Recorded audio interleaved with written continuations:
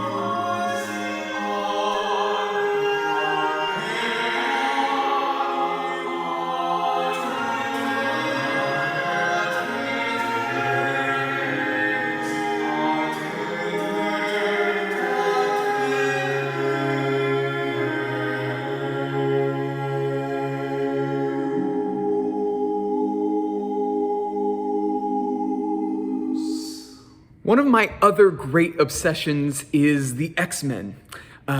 If you don't know the X-Men, they're that superhero team of mutants who had a variety of powers, ranging from metal claws to psychic powers to laser beam eyes, and even controlling the weather. Growing up, I loved these comics, cartoons, and movies, along with their cousins, the Justice League, and nowadays we all know about the Avengers. I think what we all love about these superhero teams is how fluidly and effortlessly their diverse gifts and powers flow together. Where one character is weak, another is strong, and often the skills of 2 or 3 or 4 superheroes are stronger than one hero all alone. To me, this is also just like Renaissance polyphony, where many different voices and sounds work around each other to create one expansive and powerful sound. Many different gifts and different paths united in one shared purpose. Now, one hallmark of these comics is that these teams are also always arguing internally with each other. Their differences not only make them stronger, but can create real tension and disagreement. Yet, this struggle, this dissonance, if you will, is necessary so that at the end of the day, we can defeat the real foes that we face together. Thinking about these topics this week led me to one of my favorite passages in the Bible, Romans 12, verses 3 through 8, which read, "For by the grace given me, I say to every one of you, do not think of yourself more highly than you ought, but rather think of yourself with sober judgment, in accordance with the faith God has distributed to each of you. For just as each of us has one body with many members, and these members do not all have the same function, also in Christ we, though many, form one body, and each member belongs to all the others. We have different gifts according to the grace given to each of us. If your gift is prophesying, then prophesy in accordance with your faith. If it is serving, then serve. If it is teaching, then teach. If it is to encourage, then give encouragement. If it is giving, then give generously. If it is to lead, do it diligently. If it is to show mercy, do it cheerfully." Our world can be quite dark these days, folks. Many of us feel swamped by our work, both professional and personal. New ways of doing things make us feel inadequate and nervous, and that can make us feel isolated.